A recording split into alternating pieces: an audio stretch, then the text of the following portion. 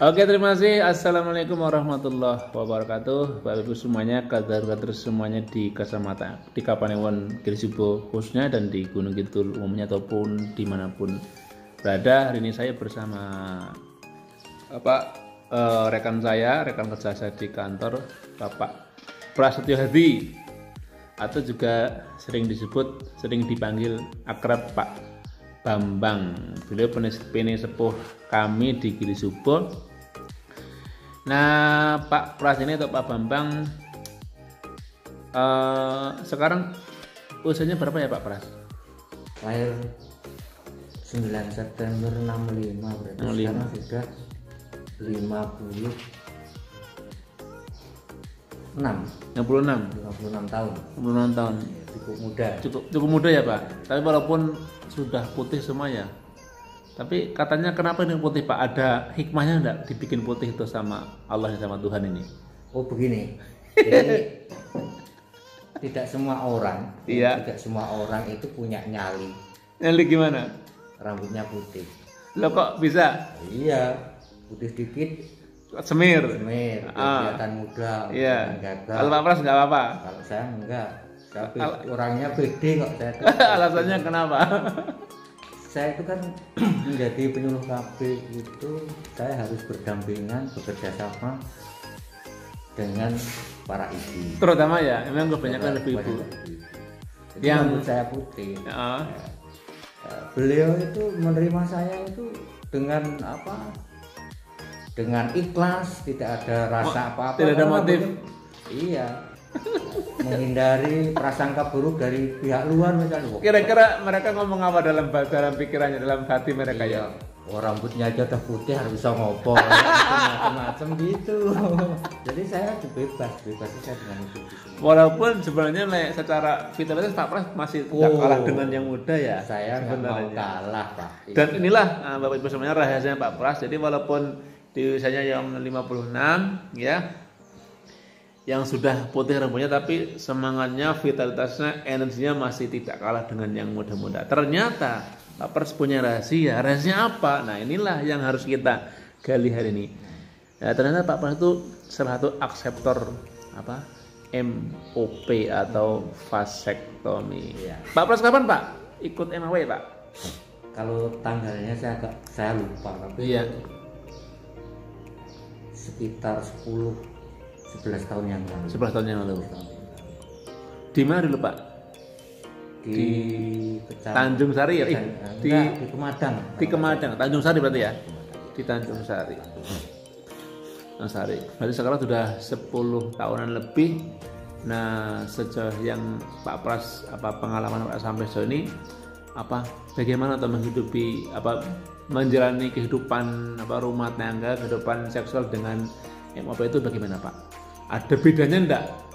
Biasa aja ataukah lebih mantap walaupun sudah putih semua, walaupun dia pulang masih jos potos-potos atau bagaimana? Gini, sebelum saya bicara tentang itu saya mau latar belakangnya. Oh ya. Latar belakangnya. Kenapa ikut Kenapa? MOP?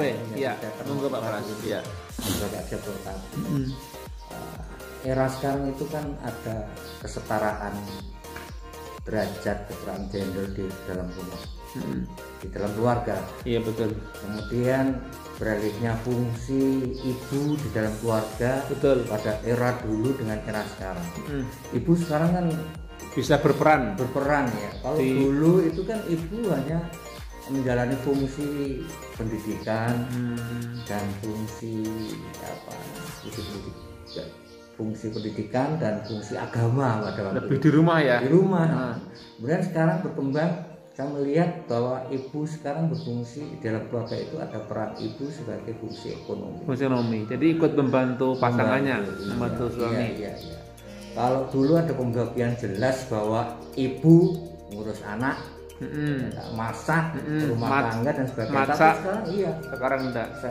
Sekarang enggak. Anak butuh biaya, ibu juga ikut mikir, ikut nyari, ikut bantu betul. Sehingga dalam kesehariannya tak jauh bedanya antara aktivitas bapak dengan ibu. aktivitas Iya. peran bapak dan peran ibu.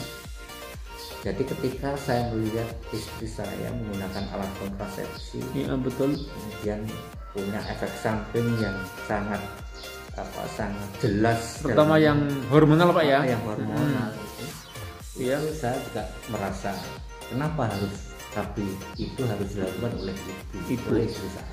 Iya. Ketika istri saya itu menggunakan KB hormonal, Iya. KB-nya bengkak, Betul. susah jalan karena terlalu gede dan kaku-kaku. Ketika menggunakan IUD gagal, sehingga ya walaupun slogannya 2 anak cukup, tapi saya 2 anak cukup tambah 1.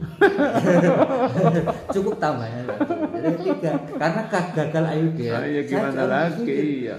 Kalau ini terus-terusan ibu yang harus KB, Bisa gagal lagi. Hormonal kakinya seperti bambu petung ya. Akhirnya saya berpikir, ini saatnya bukan ibu lagi, bukan istri saya lagi yang Tapi harus saya. Saya juga nggak yakin kalau apa yang saya lakukan itu, keputusan itu akan berbuah baik dan keluarga saya. Saya juga belum. Saya tuh selalu menggembar-gemborkan MOP yang praktik. Tapi Saya ternyata belum yakin ketika saya menjalani. Ternyata KB yang paling sederhana dan paling efektif, praktis itu MOP. Saya mau cerita Pak Sabudin. Ya silakan. Ketika saya dilayani di Tanjung Sari, itu bareng dengan rekan saya Pak Madiantoro. Betul.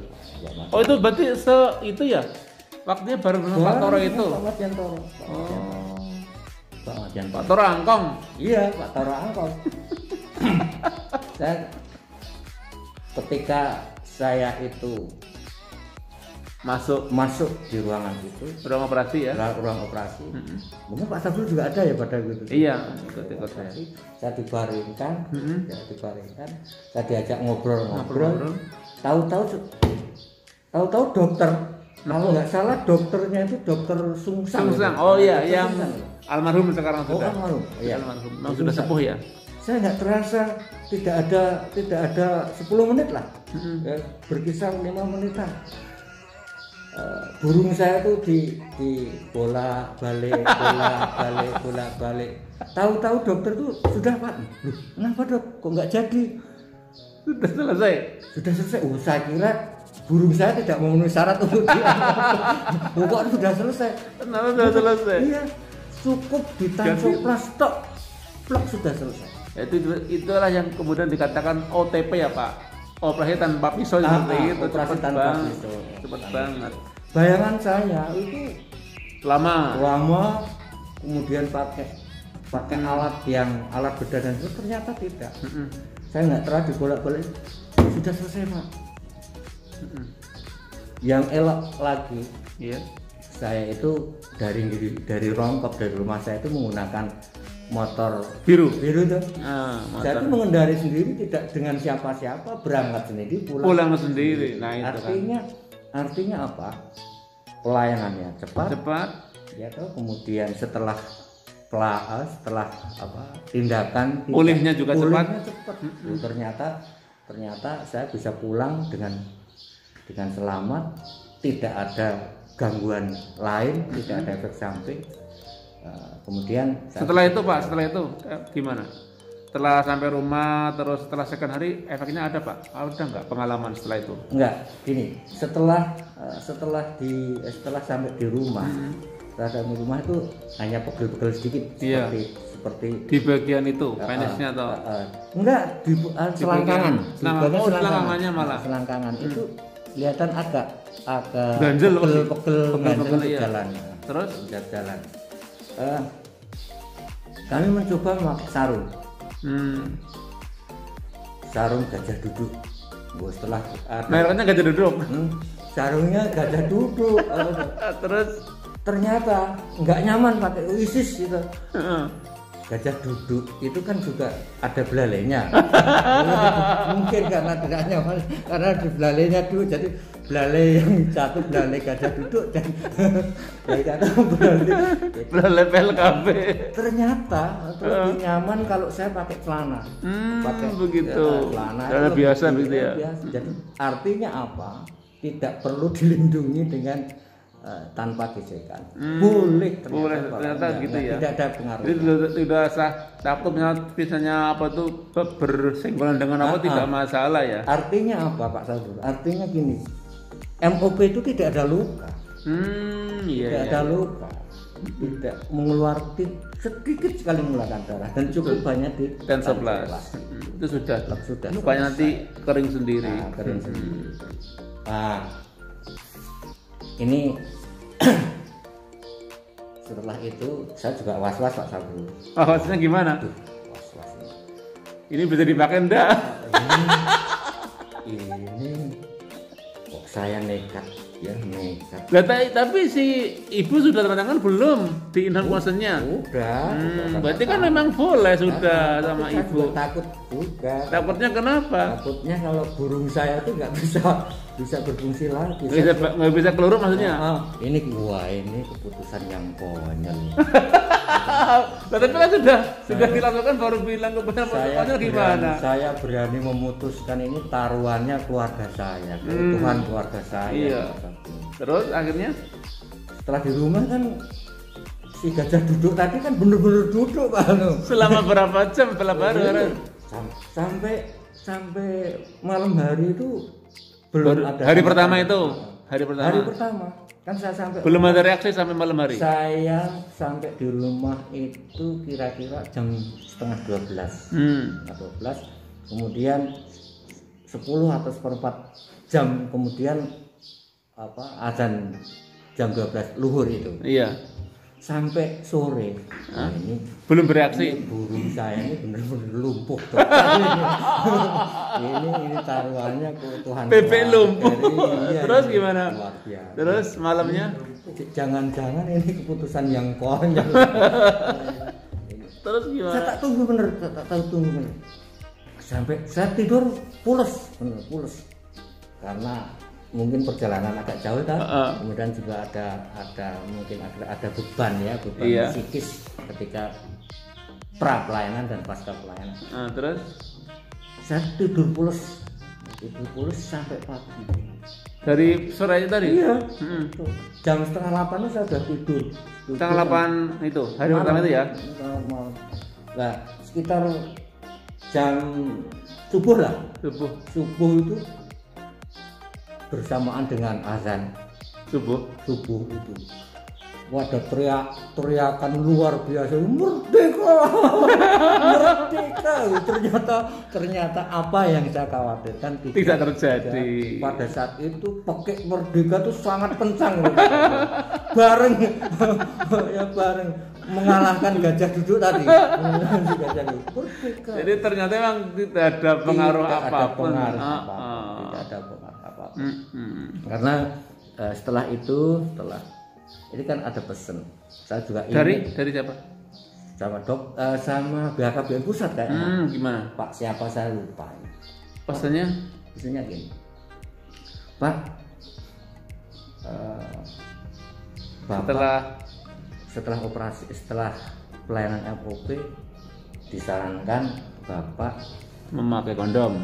Enggak, Bapak tidak melakukan hubungan seks dengan pasangannya. Oh iya Pak. Saya begitu. Selama 3 hari. Terus ini alat ini kondom dan sebagainya.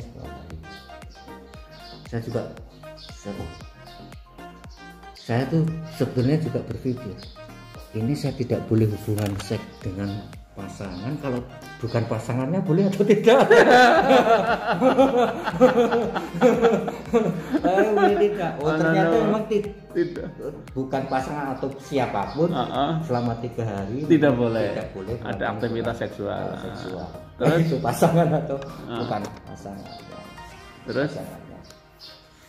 Terus selama Bapak selama Bapak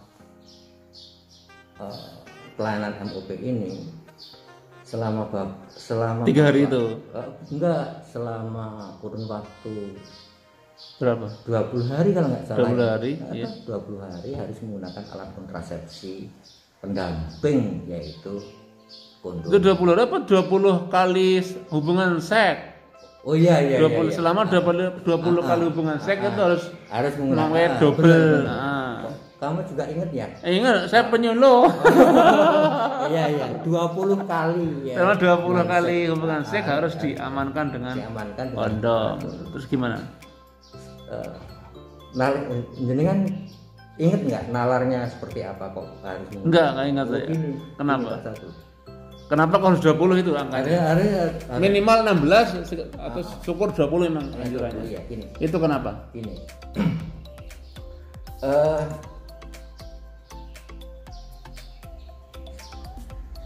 Pabrik sperma kita itu. Betul. Pabrik sperma kita itu di kantong. Kantong kemih ya? Kantong kemih. Kalau orang Jawa bilang kantong kemih bukan ya? Bukan kantong kemih. Dietek-etek itu. Etek-etek. Etek-etek itu. Dietek-etek dua apa gitu. Buah pelir. Belir. Buah pelir. Itu gimana? Itu apa produk sperma kita di situ, pabriknya di situ. Walaupun tidak ada kebul-kebul asap tuh, tapi pabriknya di situ. Miliaran sel. Miliaran ya produknya miliaran. Oh enggak tanggung. Miliaran Pak. Miliaran sel. Iya, walaupun tidak ada suara gemuruh, tidak ada suara, tidak ada asap, tidak ada. Itu pabrik besar itu. Gimana? Pabrik besar.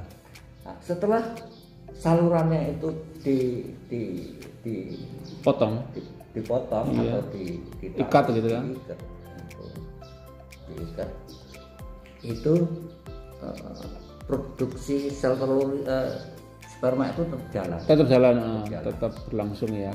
Tetapi tidak akan bisa keluar lewat penis. Nah, ini yang 20 kali apa? Hubungan suami istri itu. Kenapa harus diamankan dengan kondom? Harus 20 harus diamankan dengan kondom. Ternyata iya. Dari saluran sperma yang ditalikan sampai ke penis itu ternyata ada benang, Pak. Benang ya. Benang saluran itu. Saluran benang ya. Itu sebesar benang Bu. Sebesar benang itu kalau diurut, kalau diluruskan, ditarik ditarik plus minus 400 meter Pak. Panjang sekali. 400 meter. Nah, 400 meter. Lah, 400 meter itu sepanjang 400 meter itu masih ada sangat mungkin sel-sel sperma. Walaupun sudah diputus. Di atas yang diputus, di atas yang ditalikan itu yang ke penis ya. Yang ke penis itu masih ada 400 meter. Yang kemungkinan masih ada sisa sperma sebelum kita digarap operasi tadi ya. Iya, belum keluar. Betul sekali. Dan itu baru bisa keluar dalam kurun setidaknya 20 kali ejakulasi. Kalau kita hitung-hitung hari berapa hari Pak? Itu kalau 20 itu. Ya tergantung volume frekuensinya berapa? Ya, itu. Berapa hari? Kita itu. Nah, sebelum itu harus menggunakan kondom pendamping. Iya. Kalau jenengan nekat, bisa jadi sperma itu masih hidup dan kemudian hamil. Betul sekali. Jadi gini Pak Kapur, jadi ketika ada kenyataan, ada kegagalan pelaksanaan pasca operasi pasca MOP itu ada 2 macam. Sangat mungkin ya. Sangat mungkin karena itu. Apa? Yang pertama apa? Yaitu mungkin tidak tertib memakai kondom sebelum 20 kali itu. Atau yang kedua? Yang kedua mungkin juga namanya operasi, namanya itu pekerjaan manusia ya, bukan. Dan yang sangat apa? Ini di luar kita, di luar nalar kita. Bahkan ada beberapa orang saluran sperma itu tidak hanya 2 Pak. 2 tapi bercabang. 2 tapi bercabang. Lah cabangnya itu kadang-kadang terdeteksi oleh itu ya tim nakesnya ya. Kemudian masih dipakai untuk saluran. Lah itu yang menjadikan blegendumennya iya itu jadi memang ada saluran tapi tidak setiap orang ya gitu, ada beberapa kaos seperti itu. 1001 lah 1001 makanya tapi yang namanya alat buatan manusia tetap ada potensi gagal walaupun sekian persen. Itu memang ya harus dimaklumi juga bebas semuanya. Jadi walaupun katakanlah itu bisa efektif 99%, ada 1% yang punya potensi, punya peluang gagal gitu ya. Jadi tidak mutlak pasti berhasil, enggak ya Bang? Ya Pak. Ya, tidak 100% berhasil. Dan di Grisipa pun ada ya Pak kaos kegagalan kita ada ya. Iya. Ada. Baik yang apa atau mana ada kegagalannya. Tentu biasalah. Kemudian yang selanjutnya ada lagi Pak Pras. Yang mungkin ini yang terakhir. Iya. Setelah saya menjalani MOP, kemudian banyak orang bertanya, apakah kemampuan seksnya berkurang atau bertambah atau biasa? Itu gimana Pak Pras? Ini penting sekali ini untuk memotivasi ibu-ibu, bapak-bapak semuanya untuk bagaimana si suami ikut MOP itu gimana Pak Pras? Gini. Ada dampaknya enggak tahu ada secara signifikan gini. Begitu. Dampaknya gini Pak Saldi. Moga-moga tidak salah. Gimana? Bahwa kebutuhan pokok manusia itu kan kalau saya itu kan berapa tuh?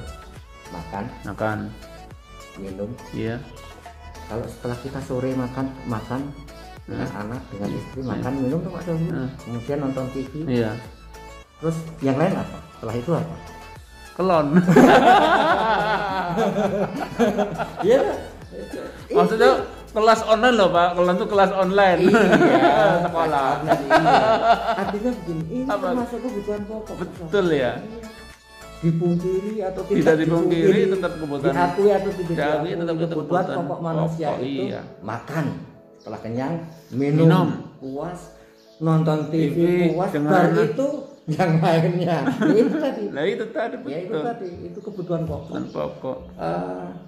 Hubungan seks itu akan baik, sehat ketika didasari dengan psikologis yang memungkinkan. Tidak ada rasa was-was. Yang nyaman Pak ya, tenang, tidak khawatir, tidak takut konangan gitu. Dan itu dirasakan oleh Pak Pras setelah. Iya. Artinya begini, saya menjadi pede.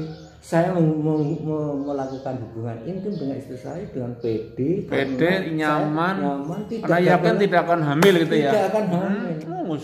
Wis kontrasnya mantap kok. Sehingga dari dorongan psikologis yang kelihatan yang nyaman tadi itu juga mempengaruhi kualitas betul hubungan intim suami istri begitu. Yang penting dengan istrinya ya. Ya yang penting dengan istrinya. Ya, di rumah. Di rumah. Di wilayah binaan. Ya. Yang kedua Pak. Apa? Mungkin terkait dengan ini, dengan dampak tadi itu, dampak setelah ikut MOP. Iya. Ini masih berkaitan dengan. Iya. Yang kedua Pak.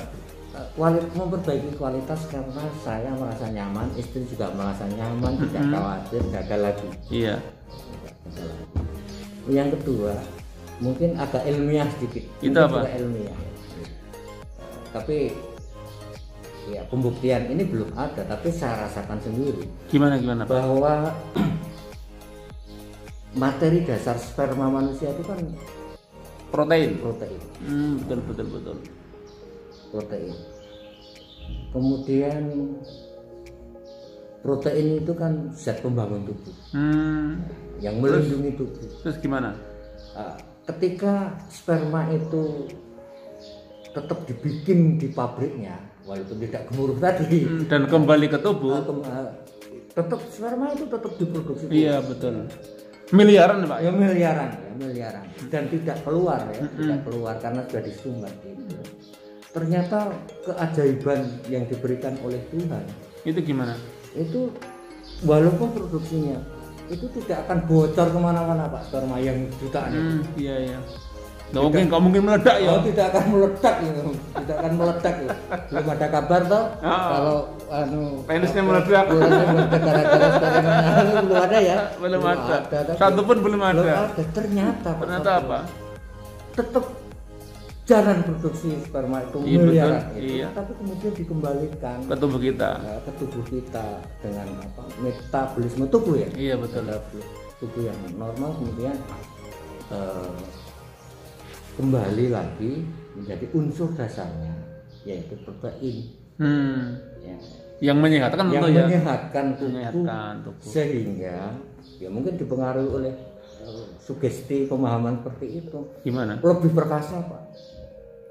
Dalam berhubungan seksual itu lebih perkasa. Jadi ada secara mental dia nyaman, secara fisik lebih perkasa. Iya. Wah, ini dia. Jadi pengen ikut ini. Makanya. Oke, itu dan dicoba bukan yang biasa Pak. yang biasanya gitu loh. Iya itu. Itu mungkin lebih semangat lagi lebih. Jadi itu Pak rasakan betul ya? Ya saya rasakan betul. Padahal gini Pak, saya itu juga tidak pede dengan istri saya. Kenapa? Ke tahun 2003 ya, tahun 2003 sebelum. Bukannya waktu itu belum putih rambutnya toh? Oh dulu. Belum putih orang pede gimana toh? Ini bukan hubungannya dengan rambut. Putih ya. Sekarang anak SMA aja yang putih rambutnya banyak. Itu kenapa? 2003 kenapa 2003? Sebelumnya itu Pak Sabtu jangan punya image buruk terhadap orang yang rambutnya putih. Jangan langsung ketika melihat orang rambutnya putih itu sudah sepuh. jangan keliru ya. Keliru. Contohnya itu apa aja? Si Hatta Rajasa. Rambutnya putih. Buyung Nasution. Gubernur Jawa Tengah. Oh, Pak Ganjar. Halo. Ya. Gimana? Tahun 2003 gimana tahun 2003? Rambut itu tidak tahan dengan panas. Betul. Ketika panas itu akan merubah rambut yang hitam menjadi yang agak kemerahan. Itu tahap pertama, fase pertama, kemerahan. Terus? Itu karena terlalu berat angsuran. yang merah itu. Itu beda BDG. Ya mungkin itu angsuran. Tetapi kalau putih itu bukan karena angsuran. Apa? Panasnya kan berpikir, Pak. Memikir. Orang cerdas, orang pinter. Betul ya. Pinter. Betul. Semonggo dengan. Ini mikir apa deh sih? Kayaknya mikir angsuran juga. Iya, mungkin itu. Jadi jangan punya prasangka bahwa rambut saya putih karena terlalu berat beban hidup, enggak. Saya tuh banyak mikir. Ya, mikir yang baik lah, mikir program, mikir dan sebagainya. Kelihatan orang-orang pintar. Contohnya kalau yang adem-adem Pak, itu tahan dengan dampak apa? Yang tidak terlalu panas di otak, sekitar otak itu. Alis saya masih tetap kok hitam, betul. Masih hitam. Ini masih hitam yang ini. Kalau yang di bawah hitam semua. Percaya nggak? Artinya memang karena mikir itu. Iya betul. Ya, lanjut ke 2003. Tahun 2003. Kenapa nggak pede dengan istri? Ya, saya tuh nggak pede karena organ dalam tubuh saya itu kan bermasalah. Apanya tadi bagian apa? Ginjal saya itu kan membas. Bahasa dokternya kan membas itu rembes. Gitu. Rembes, iya. Tidak luka tapi tidak utuh. Rembes gitu. Sehingga bermasalah dengan itu. Dokter itu menyarankan bahwa ginjal saya yang sebelah ini harus diangkat. Saya cukup dengan ginjal satu lebih sehat. Tapi ketika saya njaluk pengestu dengan ibu saya, jangan. Wong sing orang jangkep organe wae njaluk di sembuh kamu. Saya sampai bingung. Terus pasca operasi Pak. Iya. Pasca operasi, saya berobat juga rutin minum obat yang saya yakini berpengaruh baik terhadap tubuh saya, tetap saya konsumsi. Ternyata dengan berjalannya waktu, hari ini ginjal saya utuh Pak, sehat. Saya meyakini protein tadi Pak, yang dari sperma tadi ya? Ya dari sperma tadi membantu ternyata ya. Bukan saya bilang membantu penyembuhan Pak. Keyakinan saya nih. Iya. Keyakinan saya. Ini percaya atau tidak percaya monggo. Membantu proses pemulihan penyembuhan. Jadi ada efek lain ya Pak? Efek lain.